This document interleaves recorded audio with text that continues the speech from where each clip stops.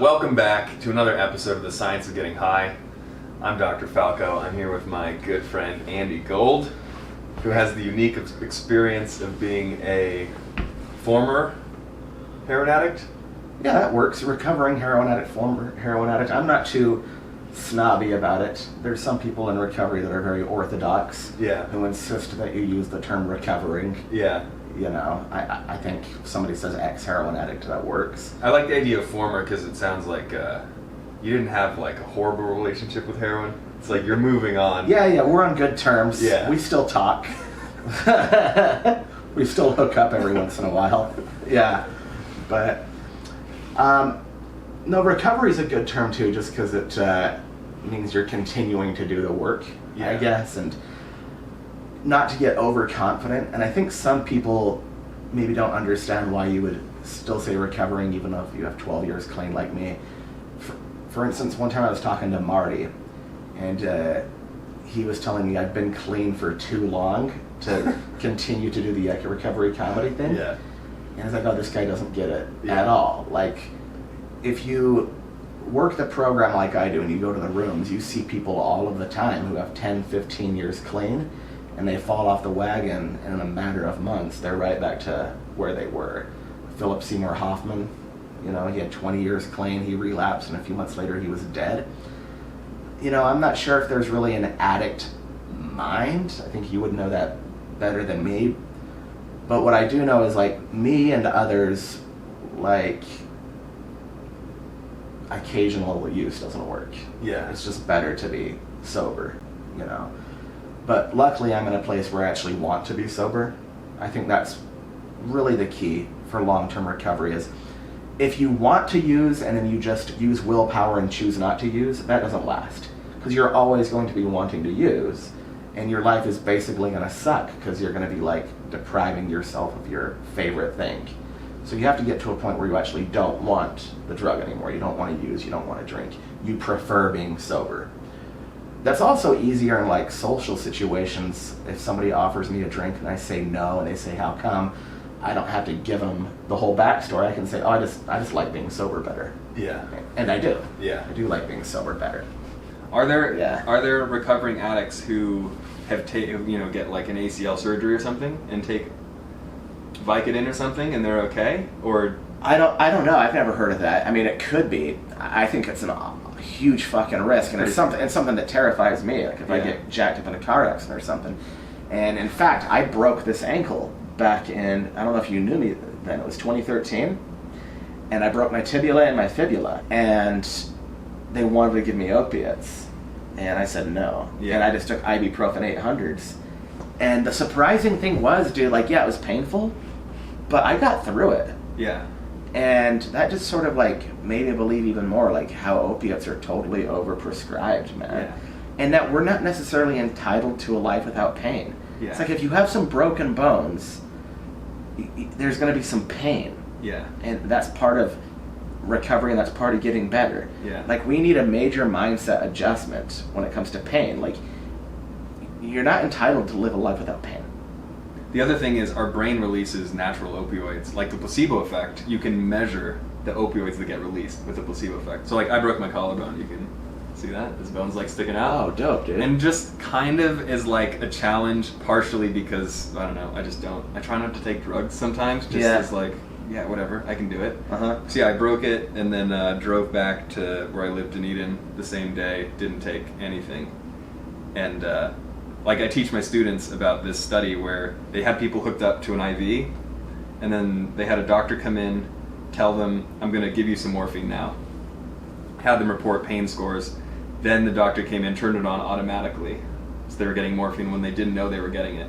When they knew they were getting it, they had twice the reduction in pain scores. So wow. That one study, which you shouldn't base everything on this, but the placebo effect was equivalent to morphine. Holy shit. So dude. Reading that, I'm like, wow. I'll just make it not hurt, you know? Because the placebo effect's just in your brain. So if you can just make that happen. How do you make it happen, though? I don't know, just tell yourself it doesn't hurt. But I think what I sort of try to do, man, this sounds really hokey, but I try to like visualize the bone sealing. I'm like, yes, like let all the cells do their thing, knit the bones together, and then let it be, think about it as not pain, but is healing, maybe? Well, there's a lot of bodybuilders who swear by that technique about visualizing their muscles grow. Yeah. Yeah. I'm not going to put a lot of weight behind that. But I think it's good, like, part of why I didn't take painkillers is because I want to know when I'm moving it and hurting it. Like, I don't want to blunt the pain, because if I do something that's, like, damaging it, I want to know. Yeah.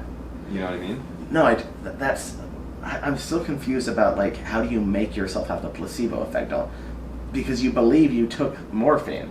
So Yeah. how do you make yourself believe that you took morphine? That's a good question. Yeah. If I figured that out, I feel like I could start a successful religion or something. Yeah, I did. But it is, yeah, I mean, we know that the placebo effect is just mental. So if it's just mental, there is a way that you could do it without just tricking yourself, right? Yeah. I think it would probably be similar to some type of meditation. Some type of thought process that lets you access, or maybe even visualizing, like, something that would release opioids. So we just did our show talking about when someone of the opposite sex or same sex, whatever that you're into, when they like you, you get a release of opioids. So maybe you, like, visualize a past experience that would release opioids in the brain. That would maybe kill the pain a little bit. Or we know adrenaline kills pain.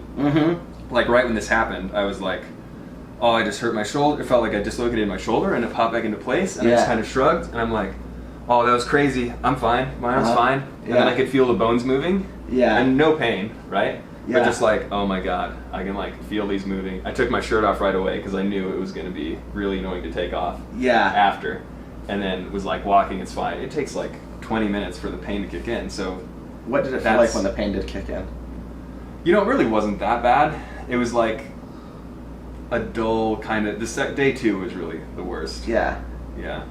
So do you think that a lot of people have the wrong idea about pain? They think it's going to be like the most hellish, awful thing, and not enough people know that they can get through it?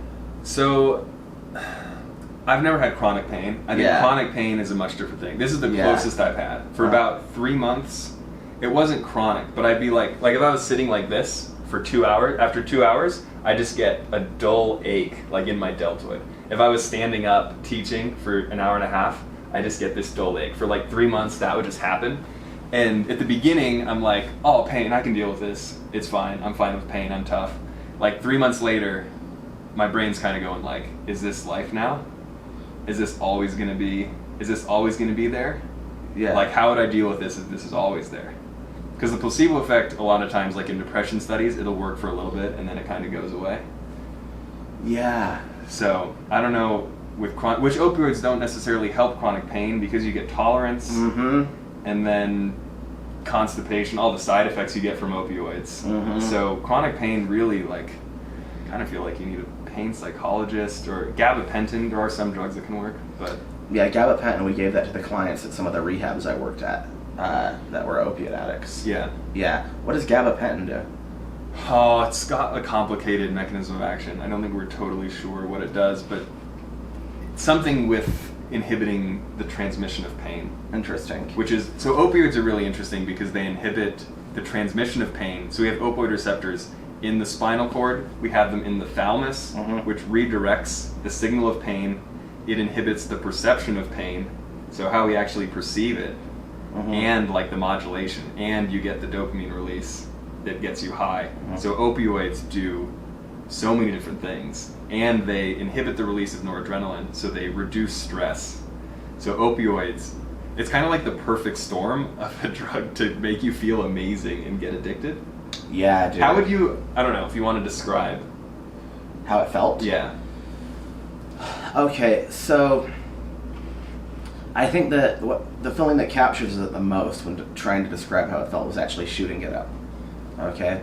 I started out as a pill addict, like a lot of heroin addicts, swallowing them, and then I would chew them up. And was it for pain, or were you initially, or were you No, I was just partying. I was a party kid, and was it because your life was like shitty, or you just wanted to have a good time? Not at this time. I just wanted to have a good time. Yeah. This is when I was a senior in high school. And, you know, Loratab, and then Percocet, and then Vicodin, and then Oxycontin, you know. And then, of course, I learned if you take the time release off of Oxycontin and then chew it up, it hits you harder. And then if you snort it, it hits you even harder than that. And then I just distinctly remember the first time I shot up OxyContin.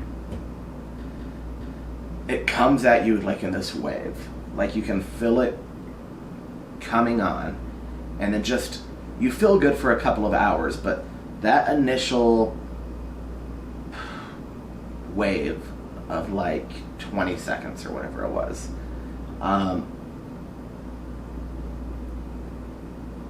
God, it's really, really hard to describe, man. But it's just like this tangible, like, euphoria that just hits your body and comes through. And then there's just a release of all of the withdrawals and all of the sickness, and all of the kicking gets released immediately. And then it gets, not only does it get released, it gets replaced with this amazing, euphoric satisfaction. It's really satisfying feeling. It's not a spastic, jump off the walls and scream at the top of your lungs kind of a feeling. It's just this very, just like quiet, kind of satisfying, just, like if shooting up were a noise, it would be this. And simultaneously a release of all of the withdrawals. All of the pain I was in, because withdrawals are really painful physically and emotionally, because opiates, like we were talking about the other day, they numb physical pain and they numb emotional pain. So your body doesn't know how to handle that shit on its own anymore. So once you stop using, your body can't calibrate physical and emotional pain. So would you kind of wait until withdrawals start happening? Oh no, because I hated withdrawals. I tried to keep those at bay as much as I could. It was just hellish, but they inevitably would happen. Drug dealers, they're not the most punctual. Sometimes they're very cruel, and they might not answer their phone and deliberately ignore you. In terms of a business, like dealing drugs, like you don't need to advertise. Mm-hmm. You know what I mean? Your customers, they message you. Mm-hmm. You Yeah. think about a sales job, like, oh yeah, dude, it doesn't get easier than heroin. Yeah, no. Other than the police. The only drawback is you're on call all the time. I went to go meet my heroin dealer on Christmas Day once. Yeah. Driving through a blizzard, on Christmas. Yeah. So, but I think that's why they come here from Honduras and they only work like 6-9 months at a time, all day, every day. Make $250,000 and then go back home and live like kings. But there would be the simultaneous release of all the physical and emotional pain gone, substituted with this wave of just contentment and euphoria and satisfaction. And I felt like, why are people working? Why are people going to college? People are sacrificing their whole lives to get a family, to get a wife, to get a career. And at the end of the day, they're only doing this shit so they can feel good, so they can be happy. And I'm like, you don't need to do all of that. You can just do heroin. Yeah. It feels better than all of that. Like, this is a shortcut. This is why sometimes when I'm with some friends and we'll see a junkie on the corner nodding off, I think the normal reaction for people is to think that's really sad and tragic. And I always feel like, no, he feels better than all of us. But part of recovery has also been changing my mindset, and like, life isn't just about feeling good. Yeah. Well, like, since then, I don't know, falling in love, having a really good stand-up set, are there things that match that feeling, or no? Was heroin still... No, there's nothing that'll ever match that feeling. But what accompanied that feeling is also unmatched in terms of just... the destruction and the agony and the horror. It feels great to have a good stand-up set. And if I do stand-up 4 days in a row and crush it 4 days in a row, I'm not going to be going through hellacious withdrawals on that 5th and 6th day. Falling in love, sometimes it's really bad if you fall out of love or if you have a breakup and shit like that. But, with heroin, the euphoria is artificial, and then the horror that accompanies it is also artificial. It's an unnatural, like, otherworldly kind of unhappiness, Yeah, the opioid receptor system, it's designed to really, like you're explaining, to solve all of life's problems. Numbs emotional pain, physical pain, you get the release of dopamine, you get, I think there are other pathways that we don't even know what they do, but they're definitely involved in reward as well. Yeah. And reduces stress, so it reduces the release of noradrenaline. So, I mean, it's just doing everything. Like, the ultimate cheat code in life. Like, if I went to prison, like I remember when I was arrested, I got arrested a few times, and on the last time, I thought I was going to have to do 5 to 10 years. And I distinctly remember, well, I know you can get heroin in prison. So if I'm able to shoot up in prison, it'll be fine. Like, I'd be fine in prison if I could use. Yeah. So, you know, it's everything. And then who you are is like, all I was a junkie. I lived for heroin. That was all that was on my mind. The real Andy at that time was just thinking, living, breathing heroin. So the person I had to put on, I couldn't, project that into the world. I'm a heroin addict, So you're putting on this front, like this persona. Yeah. You see an old friend, they're like, what have you been up to the past 4 years? Exactly. And life's been really good. I started doing heroin. Yeah. So you have to put on this front, and at first it starts out with like practical reasons for lying. If somebody says, what'd you do today, Andy? I can't say, I stole my grandma's pearls and went to the pawn shop, and then I bought some heroin and I passed out, and then I stole some money out of my dad's cash register and bought some heroin, and then I went and broke into like 10 cars and stole all the change, and I stole my neighbor's golf clubs, and then I bought a Sawzall at the pawn shop, and I spent some of the night cutting off catalytic converters from F-250s so I could buy heroin. Like, I can't tell people what I was up to, so I have to make shit up. But if you make shit up every single day for weeks and months and years, you start to have a whole life that you've made up.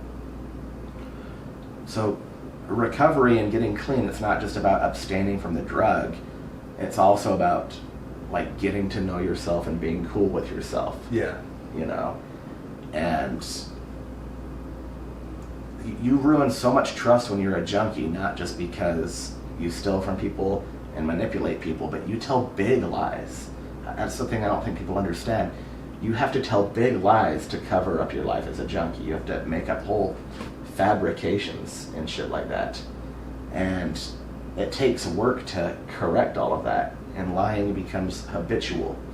And for my first few months in recovery, I had to like retrain my brain, and I had to like catch myself when I was talking to people. Like, I'd be like, yo, that's not true, what I just told you,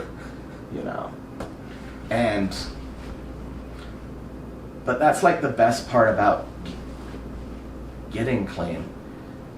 Like, I'm like grateful for the perspective that recovery has given me, that I think ordinary people don't appreciate.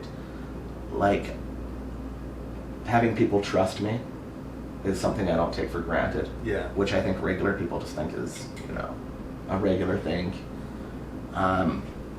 Honesty, the importance of honesty, the importance of trust. And like, what could be worse than what you went through? Like, there's not much that could be as bad as deep heroin addiction in life. I mean,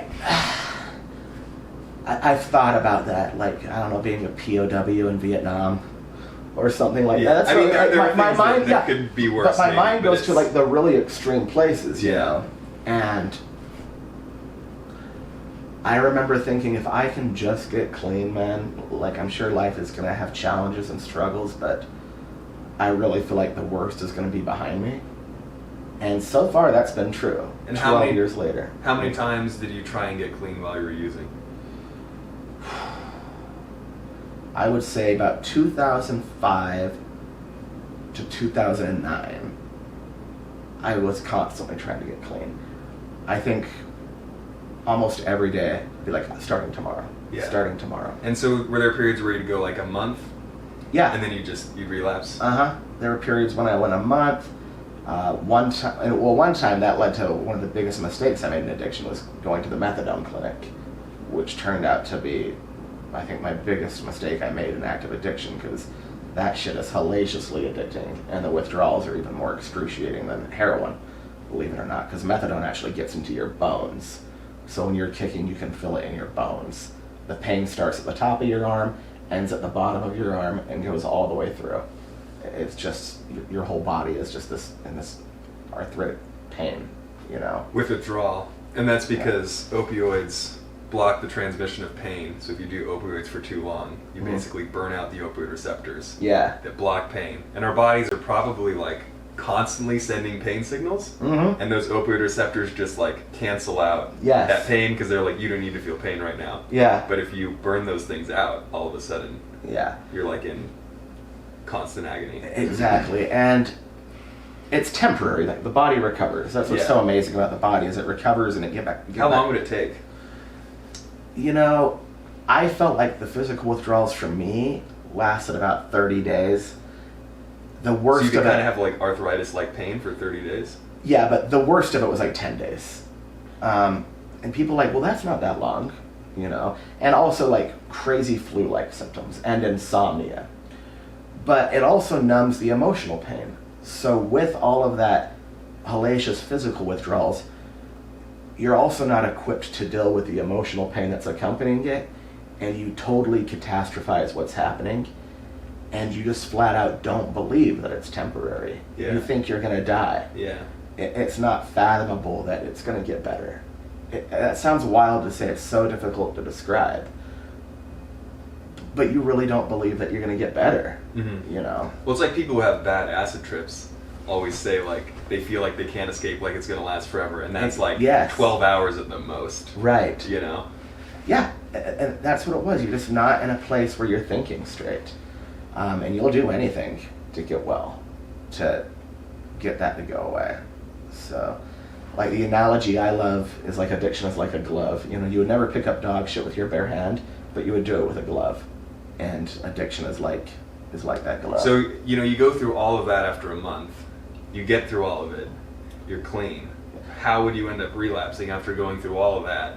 Yeah. So, I mean, two things. Number one, there were post-acute withdrawals, pause, and those could last for several more months, where the worst of the physical shit is gone, but you're still having mental withdrawals.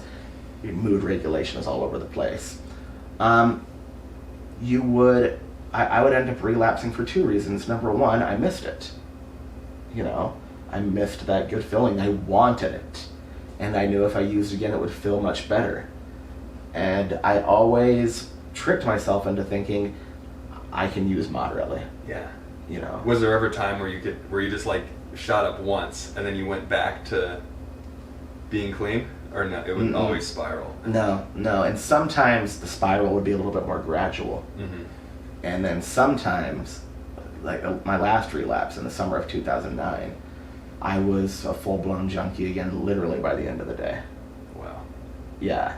I bought a OxyContin 80, snorted a quarter of it because it had been a long time since I had used it. It had been about 2 months, felt amazing. I did it the end of the day, and then said, you know what, I should get another one for tomorrow. And then, boom, that set it off, and a couple days later I was down at Pioneer Park buying heroin. And a couple months later is when I had my last overdose, you know. So. And I guess you started doing heroin because it was cheaper? What's the price difference? Oh, the price difference is huge. So I was doing about 1080s a day, which is a really gnarly amount. I don't like it when drug addicts talk about how much they use. Yeah, it's like, oh, I did like 20. Yeah, but I truly was like the worst opiate addict I know. I could take like 10, 15 Loratabs and they wouldn't do anything. One time a buddy sold me a bunch of Loratabs and I just put them all in my mouth, like 12 of them, and chewed them up and swallowed them. And he just looked at me like, and then he called me a couple hours later to make sure I was okay. And I was like, yeah, I like don't feel that much, you know. And when it got to before I was doing heroin, I was doing about 1080s a day at about $60 a pop. It was about $600 a day. Yeah. I had started a landscaping business with my dad, and I had no idea how much money I made, but he told me during that year and a half I made about 80 grand. Wow. And it all just went into my arm. And then heroin, you could buy a balloon for $10, and I could make that last longer than I could an Oxycontin 80. You know, so I maybe had a, $100, $200 a day heroin habit. It was just as much opiates, but it was a fraction of the cost. So I switched over to heroin purely just because I couldn't afford the Oxycontin anymore. And for availability too, heroin was always on the streets. Oxycontin, a lot of times your plug had a prescription and the doctor would get wise to them. So it's just a lot less. Do you think it would be better? I don't know if Oxycontin, I mean, obviously you don't want, the overprescription of opioids is what led to the opioid epidemic, but it's better to use Oxy than heroin because it's mixed with fentanyl a lot of the time. That's part of why 100,000 people died of opioid overdoses. Yeah, I don't think I would be here if fentanyl were on the streets and I was using that. As much as I shut up, because I was shooting up every 90 minutes, every 2 hours in '09. I was waking up in the middle of the night and shooting up. And with as much fentanyl as on the streets, and just a piece of fentanyl the size of a grain of salt can kill somebody. Yeah. It's insane. But what was your question in that? I guess, what do we do? Because, maybe 90% of addicts probably don't want to get clean. Well... Or what do you... I feel like if you're in recovery, it's really up to the people in recovery to help the people who are still using it. Yeah. All right, to be like, yo, it's possible, because I did it. That's why I'm not a huge fan of the anonymity thing. Mm-hmm. I don't think it's as stigmatized as it used to be. It still is, but I think most people are really cool. Most people, when they find out you're clean, they're rooting for you, and they want you to be clean. And even though I thought it was impossible and it would never get clean, I remember looking at other heroin addicts who were clean and said, okay, that guy did it, so I can do it. So just continuing to be clean and living a life that looks appealing. In the program they say, if you want what we have, How many addicts do you think want that? If you were to guess. I think deep down, almost all of them. Mm-hmm. I think almost all of them. I always say, a lot of times people are on the streets because they'd rather be on the streets. They'd rather be using, but that's not how they feel deep down. Yeah. That's just how they feel on the surface. Deep down, I don't think anybody wants to be a slave to heroin. I think everybody wants to be free of it. That just makes sense to me. Here's the thing, dude, there's the physiological aspect of addiction, but there's also something else, on why you use and why you need that, and you're running from something. Well, there are Ibogaine studies where Ibogaine sort of relieved withdrawal symptoms, and people wouldn't use for 6 months, and a bunch of people would relapse afterwards. Yes. So that's the psychology of it does have a big role. You have to get to a place where you don't want to use, okay? And one thing, and I don't think this next thing is wanky, I think this is pretty logical. Addicts look at people who haven't been through it and say, you don't know, you don't understand, you don't get it. But they look at other people who are in recovery and they can't say that. Now they're like, okay, this guy's been through it, and this guy has actually gotten to a place where he prefers being sober. Mm-hmm. So if he can do it, I can do it. So it's up to people in recovery to just be an example. What we say is if you want what we have, so live a life that they're going to want to have, okay? Don't be shitty. Don't get clean and sober and then continue to be shitty. Yeah. Be as good as you can be, all right? Live the best life you can. And be there for people who are addicted and do it for free, okay? Don't charge for it. But there has to be the desire to want to do it.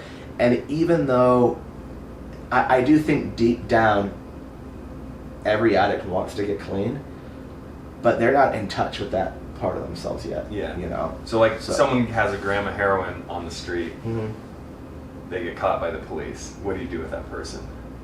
Do you put them in jail? Do you force them to go to a rehab center? Will that work?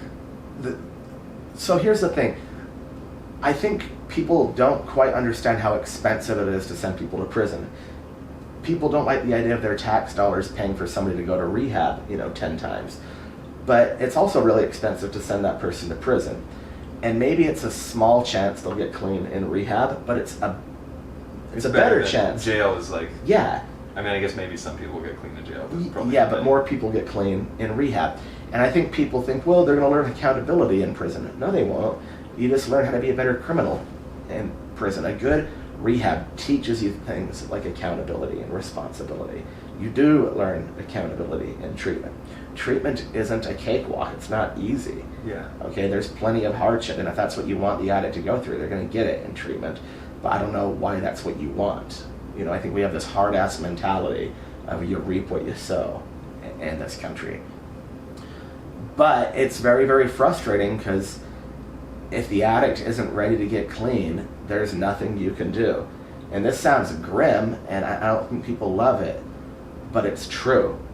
The best thing you can do for somebody who's not ready to get clean is to not be a part of their destruction. Don't enable them. Set boundaries, okay? Maybe they won't get clean, but at least you're not going to play a role in their destruction. So does that mean like you could let them stay at your house, you can get them food, or no, completely? No, absolutely not. You don't give them shelter or food or enable them. You say, I'm not going to be a part of your life. Please contact me when you're ready to do some work to get clean. But until then, I'm not going to be a part of your life. Yeah, that's brutal. Yeah, and it'll be a huge wake-up call. Yeah. And then you're also not contributing to the destruction of addiction in the country. You're not enabling the addict. And addicts will love to say things like, well, do you think I want to go out and risk my life stealing shit or holding up a liquor store if you don't give me money? That kind of shit. Yeah. So it's very tricky being the family member of an addict. Yeah. Because you think if you don't help them, they're going to go do shit that's going to hurt themselves or others. But that's their actions. It's not yours. Yeah. Don't let them try to put any of their shitty actions on you. Yeah. So boundaries are super, super important. Yeah. So sometimes there's nothing you can do to help them get clean, and the best you can do is just not be a part of their destruction. Nice. A good lighthearted way to end the episode. Yeah, that's just the reality though, dude. I wish it would be dope if you say, okay, here's what you do. Yeah. All right, the first thing you do is you make them some apple cider. The second thing you do is you read them this passage from this book. Then you meditate for 10 minutes, and then you give them a hug, and then they're clean. Yeah. No. Like as a pharmacologist, I do think, like Ibogaine, maybe some other drugs could treat withdrawal, and maybe you get clean for a little bit, but the psychological underlying issues, the pain, the emotional pain people have that causes them to use those things, I don't think there's a drug. Whatever they're running from, they have to confront that. Yeah. Whether it's feeling like an outsider, past trauma, or anything like that, they're running. What about minimizing the damage to society? Is methadone better? I mean, because fentanyl, people are dying of fentanyl, right? True. How could we? So, as far as harm reduction goes, I'm more for Suboxone than methadone. I still don't love Suboxone because it's addicting and you're dependent on something, but it's not nearly as gnarly as methadone. Methadone is extremely addicting. But here's the problem with all that shit. Again, if the addict isn't ready to get clean, I'll tell you what I did and what I witnessed other people at the methadone clinic do. I would take the methadone just to get feeling good, and now I was energized enough to go out and commit the crimes necessary to get money to buy heroin. We would get a week's worth of take-homes at the methadone clinic after we were there for a while and they trusted us, and they would give us 7 doses at a time. And you could abuse that shit. They say it's not abusable. That's not true. You can abuse it. I would go home, drink all the doses, get extra fucked up. But now I had no methadone for the rest of the week. So I'd call up the methadone clinic and be like, hey, I'm actually going out of town next week, so can I get 7 more doses? And they say, sure, you just have to bring your old doses in to make sure, so we can make sure you didn't drink them. So I was like, oh, okay. So I got the empty bottles, put some water in there, put some food coloring in there to make it look like methadone, got an X-Acto knife and cut the sill off of aspirin bottles, glued the sill onto the top of the methadone bottles, brought it in, opened my lockbox, said, here's my methadone that I didn't drink. They say, great, here's 7 more doses. I take the 7 doses home. I would get the 7 fake doses, sell them to another junkie who was panhandling. Now I had methadone, and now I had money to buy heroin. So that's what methadone can do for a junkie who's not ready to get clean. Yeah.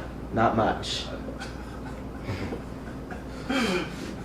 So, if the desire to get clean isn't there, you know, it can be harm reduction, but sometimes it's not even harm reduction. Yeah. Sometimes you're putting that junkie in a position to be more harmful. That's what it did for me. Yeah. Crazy. Yeah. Cool. Well, thanks, man. All right, you're That was welcome, awesome. dude. All right, hell yeah, dude. It's so good that you're clean. Thanks, dude.